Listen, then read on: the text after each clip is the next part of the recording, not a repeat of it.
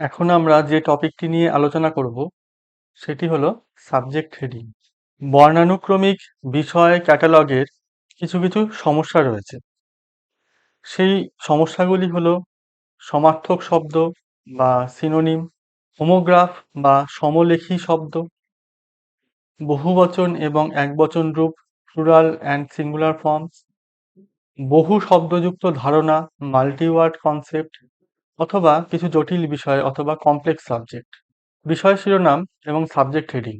বিষয় শিরোনাম বলতে এমন একটি নির্দিষ্ট শব্দ বা শব্দ সমষ্টিকে বোঝায় যা কোনো বই বা অন্যান্য লাইব্রেরির উপাদান, যেরকম সিরিয়াল, শব্দ রেকর্ডিং, চলমান চিত্র, মানচিত্রের উপাদান, পাণ্ডুলিপি, কম্পিউটার ফাইল, ই রিসোর্সেস ইত্যাদি বিষয়ের সারাংশ বা বিষয়ের একটি সারাংশ ধারণ করে।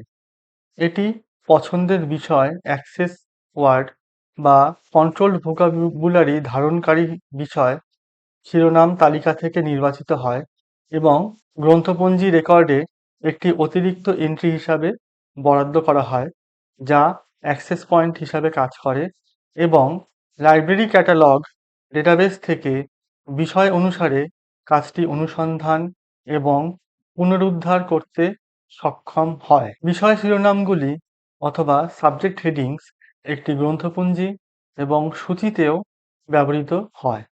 নিয়ন্ত্রিত শব্দভাণ্ডার সমার্থক শব্দগুলিকে শনাক্ত করে এবং বিষয় শিরোনাম হিসাবে ব্যবহার করার জন্য তাদের মধ্যে একটি পছন্দের শব্দ নির্বাচন করে।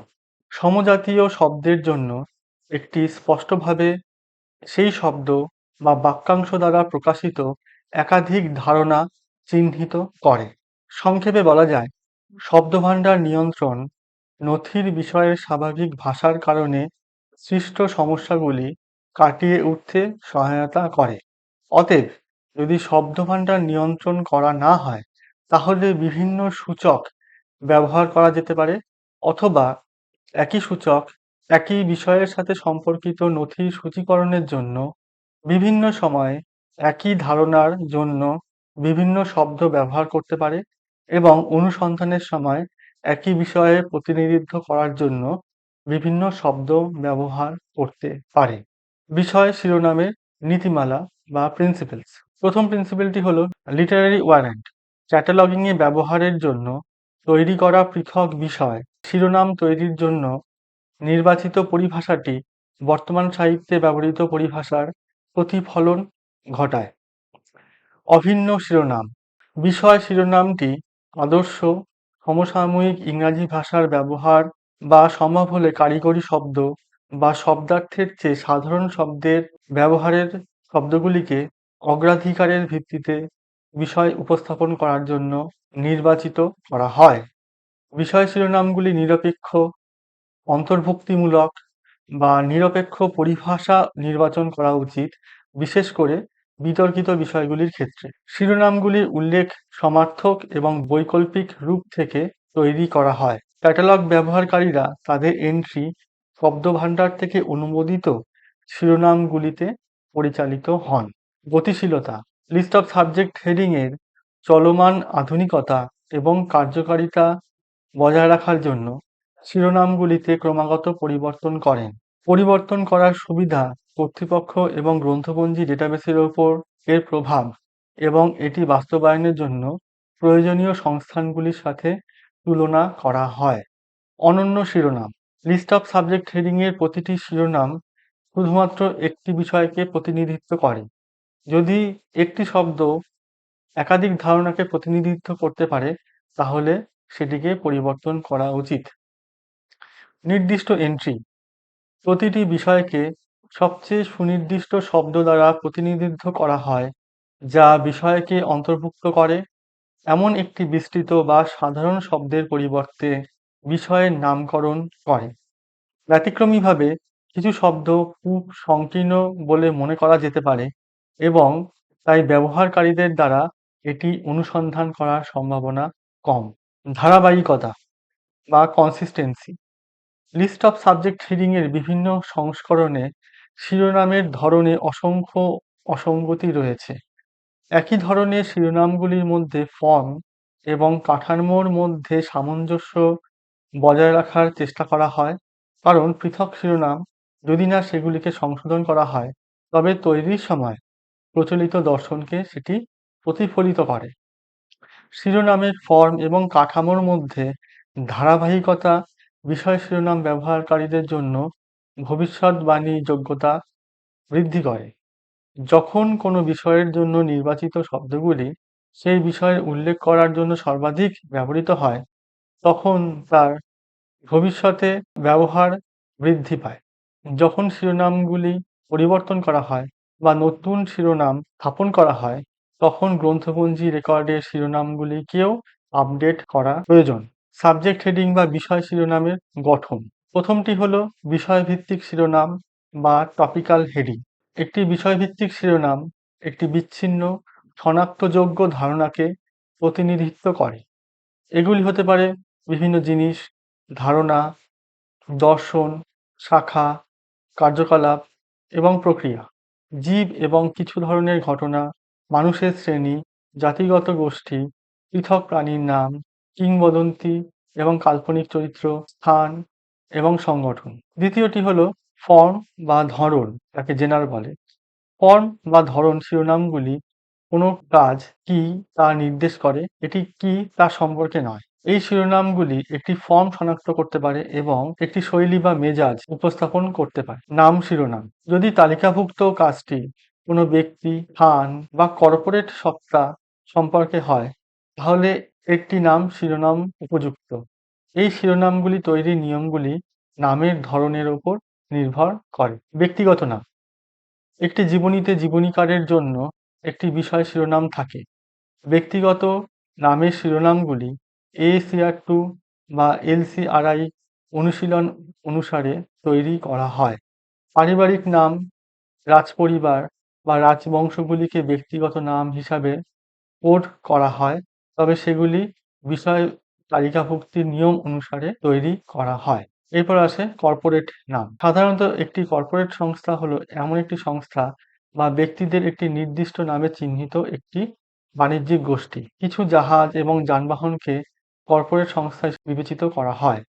কর্পোরেট নামের শিরোনামগুলি AACR2 বা LCRI এর অনুশীলন অনুসারে তৈরি করা হয়।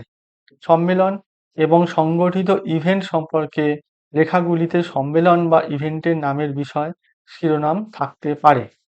ভৌগোলিক নাম। শিরোনামগুলি বিচার বিভাগীয় এলাকা এবং ভৌগোলিক বৈশিষ্ট্যের জন্য বরাদ্দ করা যেতে পারে। যদি বিষয় হিসাবে ব্যবহৃত কোনো স্থানের নাম অভিন্ন শিরোনাম বা অধস্তন সংস্থা থাকে, তবে এটি একটি কর্পোরেট নাম হিসাবে বিবেচিত হয়। শিরোনাম। অন্যান্য কাজের উপর লেখার বিষয় শিরোনাম থাকতে পারে, যা আলোচিত কাজের ক্যাটালগ এন্ট্রি ধারণ করে।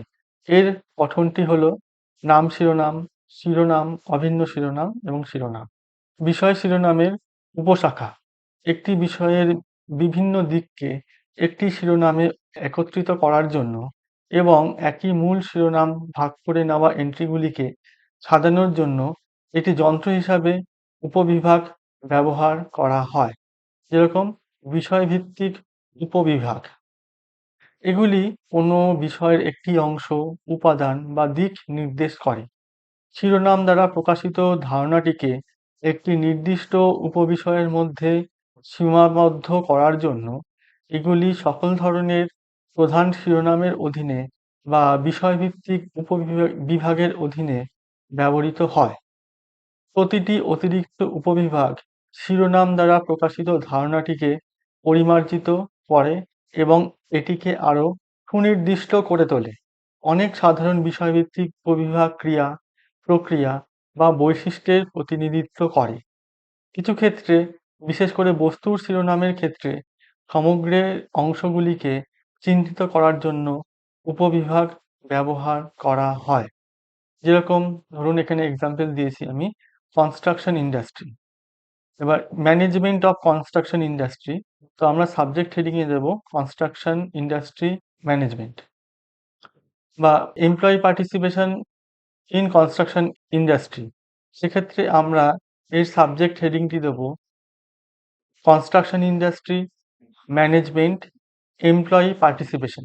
ধরুন কোনো একটি বই রয়েছে, সেই বইটির বিষয়বস্তু হলো ককপিটের যে আর্গোনমিক্স সেটির ওপর, তাহলে আমরা এর সাবজেক্ট হেডিং দিতে পারি এয়ারপ্লেনস ককপিটস। বিষয় শিরোনামের উপশাখা ভৌগোলিক উপবিভাগ, এগুলি সেই ভৌগোলিক অঞ্চলকে নির্দেশ করে যেখানে কোনো বিষয়ের ওপর আলোচনা সীমিত। এগুলো কোনো কিছু কোথায় অবস্থিত, কোনো কিছু কোথা থেকে এসছে অথবা বিষয়ের ওপর নির্ভর করে, এবং এই তিনটির মধ্যে যে কোনো একটি ক্ষেত্রে সেটা নির্দিষ্ট হয়। যেমন ধরুন একটি বই রয়েছে যার বিষয়বস্তু হলো ইনকাম ট্যাক্স ইন ব্রাজিল, তো আমরা সেই ক্ষেত্রে সাবজেক্ট হেডিংটি দিতে পারি income tax dash Brazil. Water quality Amazon river, এখানে অ্যামাজন রিভার এটি কিন্তু ভৌগোলিক উপবিভাগ বা সাবডিভিশন। ধরুন একটি বই আছে, সেই বইয়ের বিষয়বস্তু হলো দ্য সাবওয়েজ অফ সিওল, তাহলে সিওল কোরিয়াতে অবস্থিত, তাহলে আমরা সাবজেক্ট হেডিংটা একে এইভাবে দিতে পারি subways dash Korea south dash Seoul. Stone carving Cambodia Angkor Wat, এবার আঙ্কর ভাট এটি একটি বিলুপ্ত শহর, সেজন্য আমরা উইদিন ব্র্যাকেট লিখতে পারি এক্সটিংক্ট সিটি। কালানুক্রমিক উপবিভাগ বা ক্রোনোলজিক্যাল সাবডিভিশন, তারিখের জন্য উপবিভাগগুলি একটি কাজের বিষয়বস্তুতে অন্তর্ভুক্ত সময়কাল এবং উপবিভাগ ইতিহাস এর ইন্টারপোজিশন নির্দেশ করতে ব্যবহৃত হয়। যেমন ধরুন কোনো একটি বই রয়েছে, সেটি তোকুগাওয়া এই যে পিরিয়ড জাপানের হিস্ট্রিতে এইটিকে নির্দেশ করে এবং এটি সম্পর্কিত বই, তাহলে এর সাবজেক্ট হেডিং আমরা দিতে পারি জাপান হিস্ট্রি তোকুগাওয়া পিরিয়ড এবং কত সাল থেকে কত সাল 1600 থেকে 1868, এই ক্রোনোলজিক্যাল সাবডিভিশনটা আমরা দিতে পারি। ঠিক সেরকমভাবে United States history civil war 1861 to 1865, women history modern period 1600 সাল থেকে বর্তমান অবস্থা পর্যন্ত, Argentina economic condition 1945 to 1983, world politics 1919 to 1932, Russia social condition 1801 to 1917, Japan politics and government 1600 to 1868। এইরকমভাবে আমরা ক্রোনোলজিক্যাল সাবডিভিশন আমরা দিতে পারি। উপবিভাগ গঠন, কাজের বিন্যাস নির্দেশ এবং বিষয়বস্তুটি ঠিক কী তা সঠিকভাবে নির্বাচন করার জন্য উপবিভাগ সকল ধরনের শিরোনামে ব্যবহার করা যেতে পারে। যেরকম বিষয়, ব্যক্তির নাম, কর্পোরেট সংস্থা, স্থান ইত্যাদি। যদি না বিষয়বস্তুর তালিকাভুক্তি ম্যানুয়ালটিতে একটি নির্দিষ্ট উপবিভাগ ব্যবহারের ওপর বিধিনিষেধ দেওয়া থাকে। যেমন ধরুন engineering indexes, sociology congresses, Malaysia foreign relation bibliography. যেমন ধরুন একটি বই রয়েছে, সেইটাই হচ্ছে মালয়েশিয়ার ফরেন রিলেশনের ওপর যত বই আছে তার একটি বিব্লিওগ্রাফি তৈরি করা। তাহলে সেই ক্ষেত্রে আমি একটি সাবজেক্ট হেডিং দিতে পারি মালয়েশিয়া তার ফরেন রিলেশন, এই ফরেন রিলেশনের ওপর যত বই আছে তার জন্য বিব্লিওগ্রাফি। এই তিনটে আমরা কিওয়ার্ড দিতে পারি। যেমন ধরুন একটি বই আছে, সেটা হচ্ছে বাগান তৈরি করা, কিভাবে বাগানের পরিচর্যা করতে হয়, কোনো গাছকে কিভাবে দেখতে হয়, তাহলে সেই ক্ষেত্রে আমরা সাবজেক্ট হেডিং দিতে পারি ভেজিটেবল গার্ডেনিং ড্যাশ হ্যান্ডবুকস আর ম্যানুয়াল। ধরুন সিঙ্গাপুর সম্পর্কিত একটি গাইড বই যা ট্রাভেলারদের খুব প্রয়োজনীয়, তাহলে সেই বইয়ের ক্ষেত্রে আমরা দিতে পারি সিঙ্গাপুর গাইড বুক। এখানে দেখুন এই যে সাবডিভিশনটিকে আমরা তৈরি করেছি, এটা কিন্তু সিঙ্গাপুর এই যে জায়গাটির নাম তার কোনো সাবডিভিশন নয়, কিন্তু আমরা এই সাবডিভিশনটাকে তৈরি করেছি এই যে গ্রন্থটি আছে, গ্রন্থটি কিসের ওপর সেটিকে বোঝানোর জন্য। যেমন ধরুন অ্যাস্ট্রোনমি অবজারভার্স ম্যানুয়াল, এই ম্যানুয়াল এইটি কিন্তু অ্যাস্ট্রোনমি এই সাবজেক্টটির সাথে বিষয়ভুক্ত নয়, বা সম্পর্কিতও নয়। কিন্তু এই অবজারভার্স ম্যানুয়ালস, অ্যামেচারস ম্যানুয়ালস এগুলি কিন্তু একটি নির্দিষ্ট ধরনের বিষয়কে আমরা কিভাবে দেখব সেইটিকে সেটির দিক নির্দেশ করছে। আমরা ব্যবহারিক ক্ষেত্রে বেশ কিছু সাবজেক্ট হেডিং বই বা লিস্ট আমরা দেখি। এর মধ্যে সবচেয়ে উল্লেখযোগ্য ৩টি সাবজেক্ট হেডিং নিয়ে আমরা এখানে আলোচনা করব। সেগুলি হলো Sears list of subject heading, library of Congress subject heading, আরেকটা হলো medical subject heading. Library of কংগ্রেসের বিষয় শিরোনামের মতো সিআর'স এর সিস্টেমটি বর্ণানুক্রমিকভাবে সাজানো একটি বিষয় তালিকা, যেখানে সামগ্রিক বিষয় বিভাগ এবং শ্রেণীবদ্ধ বিষয় বিভাগ এবং তার উপবিভাগ ব্যবহার করা হয়। তবে সিআর'স-এর শিরোনামগুলি প্রাকৃতিক ভাষাকে বা ন্যাচারাল ল্যাঙ্গুয়েজকে সমর্থন করে। এই শিরোনামগুলি ৪ ধরনের শিরোনাম ব্যবহার করে: প্রাসঙ্গিক, ফর্ম, ভৌগোলিক এবং যথাযথ নাম। উল্টানো শিরোনামগুলিকে সরাসরি এন্ট্রিতে রূপান্তর করার প্রবণতাও তিনি রেখেছিলেন। বিষয় তালিকাভুক্তির ক্ষেত্রে বিষয় প্রবেশ এবং বিষয় শিরোনাম নির্ধারণের উদ্দেশ্যে সিআর'স লিস্ট অফ সাবজেক্ট হেডিং অত্যন্ত গুরুত্বপূর্ণ। ১৯২৩ সালে প্রথম সংস্করণের পর থেকে সিআর'স লিস্ট ছোট এবং মাঝারি আকারের লাইব্রেরিগুলির জন্য অনন্য চাহিদা পূরণ করেছে। তাদের ক্যাটালগের ব্যবহারের জন্য উপযুক্ত শিরোনামের পরামর্শ দিয়েছে এবং প্রয়োজনীয় নতুন শিরোনাম যুক্ত করার জন্য প্যাটার্ন এবং নির্দেশাবলী প্রদান করেছে। এই বর্ণানুক্রমিক পদের তালিকা এবং একটি বিষয় শিরোনাম তালিকার জন্য অনন্য। বইটির ৩য় সংস্করণে 1933 সিআর'স বিষয় শিরোনামের কাজে শিক্ষানবিশদের জন্য ব্যবহারিক পরামর্শ নামে একটি নতুন সেকশন যুক্ত করেছিলেন। এই সিআর'স তালিকার নীতিমালা অবশেষে একটি পৃথক নথি হিসাবে প্রকাশিত হয় এবং গ্রন্থাগার স্কুলগুলির জন্য একটি বহুল ব্যবহৃত শিক্ষণ সরঞ্জাম হয়ে ওঠে। তালিকার পরবর্তী সংস্করণগুলিতে সিআর'স-এর বিষয় শিরোনামগুলি উপযুক্ত ডেসিমাল ক্লাস নাম্বারের সংখ্যার সাথেও সংযুক্ত করা হয়েছে। তালিকা তৈরির পাশাপাশি সিআর'স আমেরিকান লাইব্রেরি অ্যাসোসিয়েশনের পাবলিক লাইব্রেরির জন্য স্ট্যান্ডার্ড ক্যাটালগ এবং হাই স্কুল লাইব্রেরির জন্য স্ট্যান্ডার্ড ক্যাটালগের একটি সংস্করণ সম্পাদনা করেছিলেন। তিনি সিআর'স আমেরিকান লাইব্রেরি অ্যাসোসিয়েশন এবং নিউ ইয়র্ক লাইব্রেরি অ্যাসোসিয়েশনেও সক্রিয় গ্রহণকারী ছিলেন। আমেরিকান লাইব্রেরিজ 1931 থেকে 1933 পর্যন্ত প্রবন্ধ ও সাধারণ সাহিত্য সূচকের সহ-সম্পাদক হিসাবে তার অবদানের জন্য সর্বাধিক পরিচিত।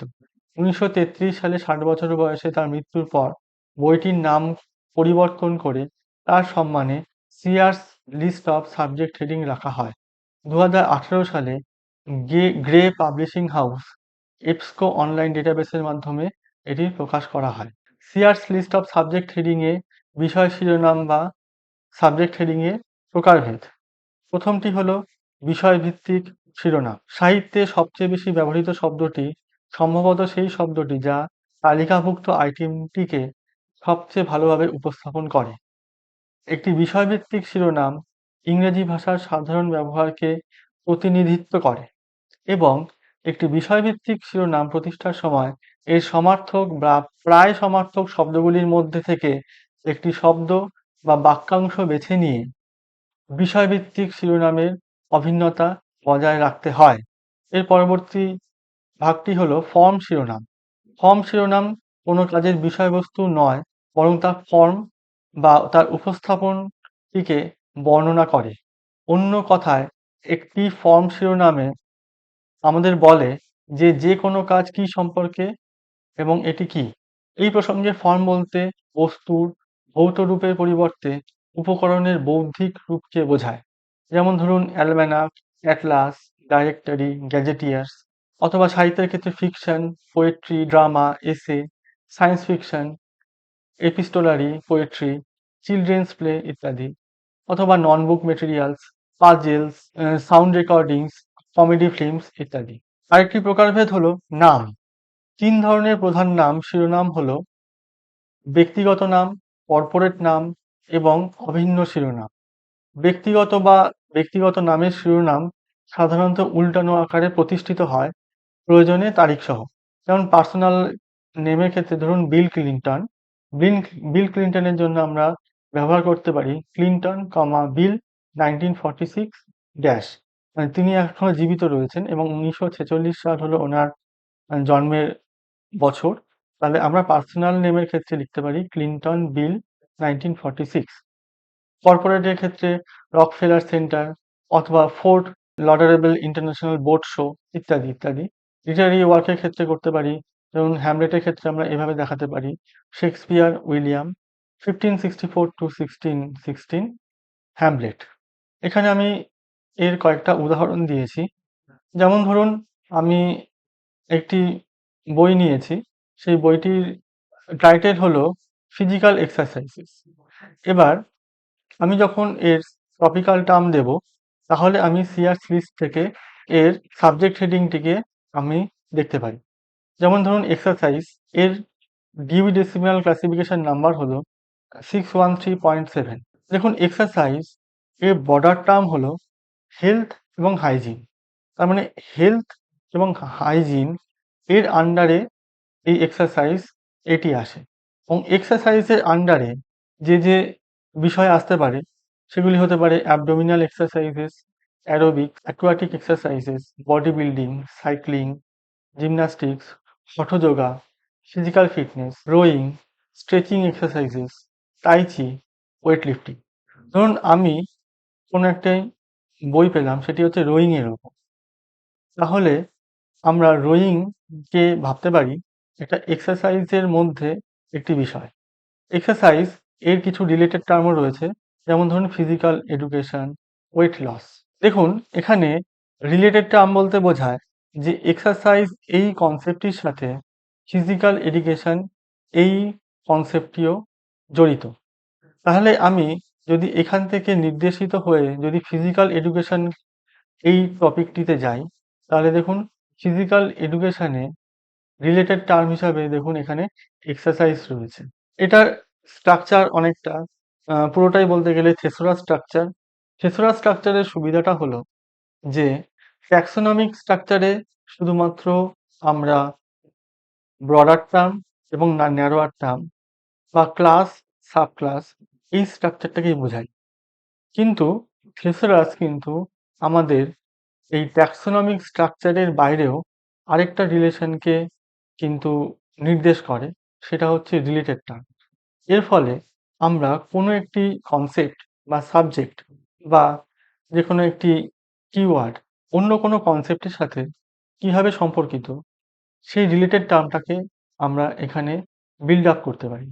এর ফলে যে সাবজেক্টের মধ্যে যে একটা সিম্যান্টিক্স রয়েছে বা অর্থপূর্ণ যে একটি সম্পর্ক রয়েছে, সেই সম্পর্কটা কিন্তু থেসোরাস রিলেটেড টার্ম এই কনসেপ্টটির মাধ্যমে আমাদেরকে বুঝতে সাহায্য করে। যেমন ধরুন এক্সারসাইজ অ্যাডিকশন, আমি একটি এই কনসেপ্টটা পাচ্ছি। দেখুন এর ব্রডার টার্ম হচ্ছে কম্পালসিভ বিহেভিয়ার। তার মানে কম্পালসিভ বিহেভিয়ার এইটিকে এর আন্ডারে আমি এক্সারসাইজ অ্যাডিকশনকে নিতে পারি। কিছু কিছু মানুষ থাকেন যারা এক্সারসাইজের প্রতি সাংঘাতিকভাবে অ্যাডিক্টেড হন এবং তারা প্রয়োজনের অতিরিক্ত এক্সারসাইজ করেন। তো সেক্ষেত্রে এটা হচ্ছে একটা কম্পালসিভ বিহেভিয়ার, এবং এই কম্পালসিভ বিহেভিয়ার এর আন্ডারে একটা এক্সারসাইজ অ্যাডিকশন হতে পারে। আরেকটা দেখুন এক্সারসাইজ অ্যাডিকশন এইটাকে আমরা কোন ক্ষেত্রে ব্যবহার করতে পারি, যেমন compulsive exercising, addiction two exercise. Used for বা ইউএফ আমাদেরকে নির্দেশ করে যে এই যে কনসেপ্টটি, এই কনসেপ্টটি আর কোন ক্ষেত্রে আমরা ব্যবহার করতে পারি। আবার দেখুন এক্সারসাইজ বুকস, যখনই আমি এই কনসেপ্টটি পাচ্ছি, তাহলে এখানে পাশে লেখা আছে ইউজ নোটবুক। তার ফলে আমার নির্দেশ করছে এক্সারসাইজ বুক এইটিকে ব্যবহার না করে এর বদলে আপনি নোটবুক এইটা সাবজেক্ট হেডিং এ দিন।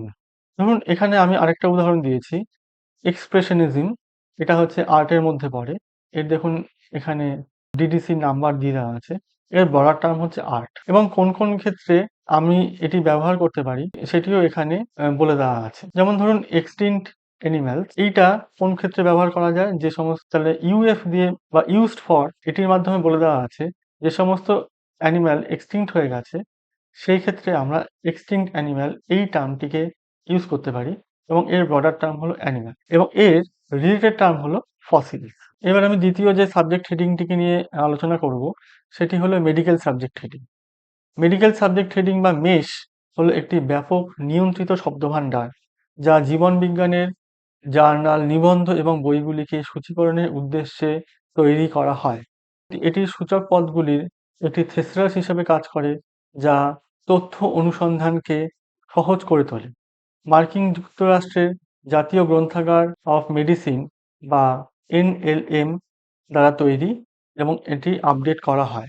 এটি মেডলাইন বা পাবমেড নিবন্ধ ডেটাবেস এবং এনএলএম এর বই হোল্ডিং ক্যাটালগ দ্বারা ব্যবহৃত হয়। clinicaltrials.gov রেজিস্ট্রি দ্বারা মেশ ব্যবহার করা হয় এবং ক্লিনিক্যাল ট্রায়ালসে নিবন্ধিত ট্রায়ালগুলির মাধ্যমে কোন কোন রোগগুলি অধ্যয়ন করা হয়েছে তা শ্রেণীবদ্ধ করার জন্য এই মেশ ব্যবহার করা হয়। মেশ 1960-এর দশকে চালু করা হয়েছিল। এনএলএম এর নিজস্ব সূচক ক্যাটালগ এবং ত্রৈমাসিক ক্রমবর্ধমান সূচক মেডিকাসের বিষয় শিরোনামগুলিকে পূর্বসূরি রেখে এটির ব্যবহার করা হয়েছে।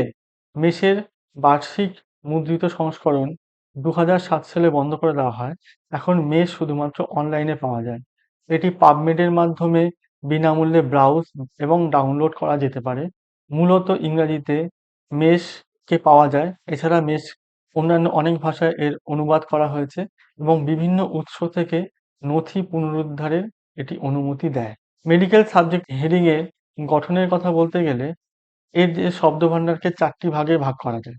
প্রথমটি হলো শিরোনাম, যা মেশের শিরোনাম অথবা বর্ণনাকারী মেশ অথবা হেডিংস অর ডেসক্রিপ্টর হিসেবেও পরিচিত, যা প্রতিটি নিবন্ধের বিষয় বর্ণনা করে, যেরকম ইডিমা বা ম্যাকিউলার ইডিমা, হাইড্রপস, ফিটেলস ইত্যাদি। দ্বিতীয় ধরনের শব্দ হলো মেশের উপশিরোনাম বা যোগ্যতা। মেশ শব্দের সাথে ব্যবহার করা যেতে পারে কোনো বিষয়ের নির্দিষ্ট দিককে আরো সম্পূর্ণরূপে বর্ণনা করার জন্য, যেমন প্রতিকূল বা রোগ নির্ণায়ক বা জেনেটিক প্রভাব, বা হাঁপানির ওষুধ থেরাপি বা হাঁপানির ওষুধ থেরাপিকে হাঁপানি বা ড্রাগ থেরাপি হিসাবে দেখানো হতে পারে। বাকি দুই ধরনের শব্দ হলো নিবন্ধটি যে ধরনের উপাদান উপস্থাপন করে তা বর্ণনা করে, প্রকাশনার ধরন এবং সম্পূরক ধারণা রেকর্ড (SCR) যা শিরোনামে অন্তর্ভুক্ত নয় এমন রাসায়নিক পণ্য এবং ওষুধের মতো পদার্থকেও এরা বর্ণনা করে। মেশকে যদি এর মেন সাবডিভিশনের মধ্যে ভাগ করা হয় তাহলে এই কয়েকটি সাবডিভিশন আমরা দেখতে পাই।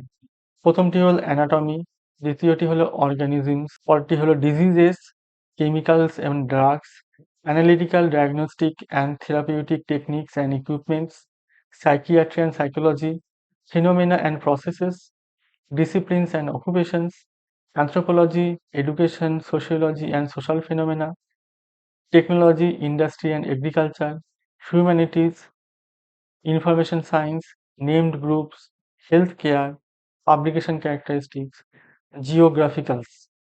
আমরা তাহলে ফলে বুঝতে পারছি মেশ হচ্ছে একটা ব্যাপক একটি থেসরাস যেখানে এই বিষয়গুলির ওপর বিস্তৃত কিওয়ার্ডগুলিকে থেসরাসের স্ট্রাকচারে ব্যবহার করা হয়।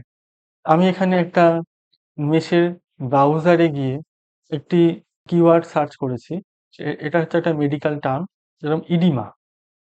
ইডিমার যখনই আমি এটি সার্চ করেছি তার ফলে এই যে সার্চিং যে উইন্ডো আছে এই সার্চিং উইন্ডোতে দেখুন এখানে মেশের একটি সাবজেক্ট হেডিং রয়েছে। ইডিমার বদলে যদি অন্য কোনো প্রচলিত শব্দ আমরা ব্যবহার করতে চাই তাহলে আমরা এখান থেকে জেনে নিতে পারবো যে আসলে মেডিকেল পরিভাষাতে ওই ওয়ার্ডটির প্রকৃত স্বরূপটি কি। দেখুন এখানে মেসের হেডিংয়ে এটাকে ইডিমা বলে উল্লেখিত আছে এবং প্রতিটি কনসেপ্টের সাথে একটি ইউনিক আইডি সংযুক্ত আছে এবং যেহেতু এখন পুরো থেসারাসটিকে আরডিএফ বা অন্টোলজিতে পরিবর্তিত করে নেওয়া হয়েছে তার ফলে প্রতিটি কনসেপ্টের জন্য একটা নির্দিষ্ট ইউনিক আইডেন্টিফায়ারও এখানে প্রদান করা হয়েছে। দেখুন এখানে অ্যানোটেশনে ইডিমা সম্পর্কিত খুব স্বল্প তথ্য এখানে দিয়ে দেওয়া আছে এবং স্কোপ নোটে এটি কি এবং কোথায় দেখতে পাওয়া যায় সেটি সম্পর্কেও খুব সংক্ষেপে বলে দেওয়া আছে এবং সি অলসো এই যে বিভাগটি রয়েছে, এই সি অলসোতে আমরা যে এন্ট্রি গুলোকে দেখতে পাচ্ছি, এর থেকে আমরা বুঝতে পারি ইডিমা সম্পর্কে জানতে গেলে আমরা সম্পূর্ণ যদি আমাকে জ্ঞান অর্জন করতে হয়, তাহলে আমরা এই কনসেপ্ট গুলোতেও আমরা যেতে পারি যেখানে ইডিমা সম্পর্কে যাবতীয় তথ্য রয়েছে। যেমন angioedema, brain oedema, hydrops fetalis, laryngeal oedema, lymphoedema, macular oedema, pulmonary oedema ইত্যাদি, ইত্যাদি। এবং যখনই আমি ইডিমা এই শব্দটিকে যখন আমরা সাবজেক্ট হেডিংয়ে আনবো, তাহলে এর সাথে, সাথে আমরা এন্ট্রি টার্মে এই ৩ টে ওয়ার্ড কিওয়ার্ডকেও আমরা এখানে দিতে পারি। এবং দেখুন এখানে যখনই ইডিমা দিয়ে আমরা সার্চ করছি, তখন আরো ৩ টি স্নিপেট ওপেন হয়ে যায়। এই স্নিপেট গুলোতে আমরা কি পাই সেটাও আমি দেখিয়ে দিচ্ছি। যেমন ধরুন আমরা যে কোয়ালিফায়ার গুলোকে যে ব্যবহার করতে পারি, সেগুলো এখানে আমাদেরকে দেখিয়ে দেওয়া হয়েছে।